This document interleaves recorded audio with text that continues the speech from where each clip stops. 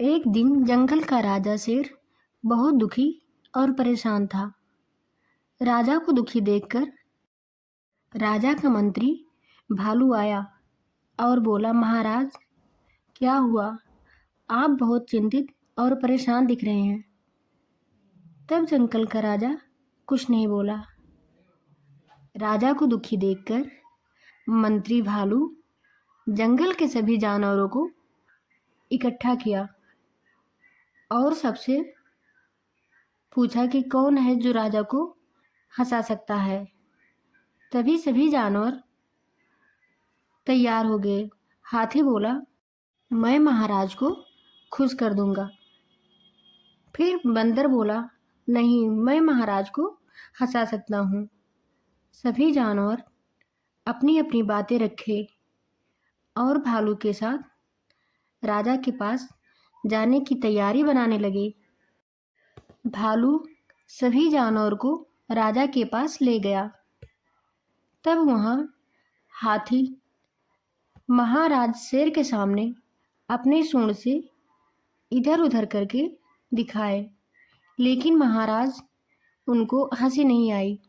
हाथी को नाकामयाब देखकर बंदर बोला, मैं राजा को हंसा सकता हूँ। बंदर गया और शेर के सामने उछल कूद किया, लेकिन तब भी शेर को हंसी नहीं आई। तब तक चींटी वहाँ आई और बोली, मैं महाराज को हंसा सकती हूँ। सभी जानवर हंसने लगे और बोले, हम लोग तो कुछ कर ही नहीं पाए, तुम इतनी छोटी सी होकर क्या करोगी? तब चींटी बोली, आप लोग मुझे छोटी समझने की भूल ना करें, और मुझ में इतना हिम्मत है कि मैं महाराज को हंसा सकती हूँ। तब सभी जानवर बोले, ठीक है, चलो तुमको भी देखते हैं कैसे महाराजा को हंसाती हो।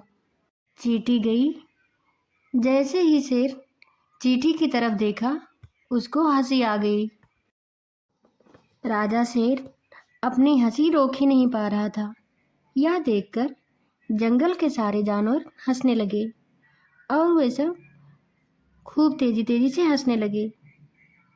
तब राजा ने कहा, इस जंगल के सारे जानवर मुझे खुश करने में नाकामयाब रहे, लेकिन तुमने मुझे खुश कर दिया। बताओ, मैं तुमको कुछ इनाम देना चाहता हूँ। तब चींटी बोली, नहीं महाराज, मुझे कोई इनाम नहीं चाहिए, लेकिन मुझे इस जंगल में इतना छोटा समझकर मेरी अवहेलना ना की जाए। राजा ने कहा, ठीक है, लेकिन मैं तुम्हें कुछ इनाम देना चाहता हूँ। तब शेर खुश होकर चींटी को कुछ इनाम दिया और वो वहाँ से चली गई।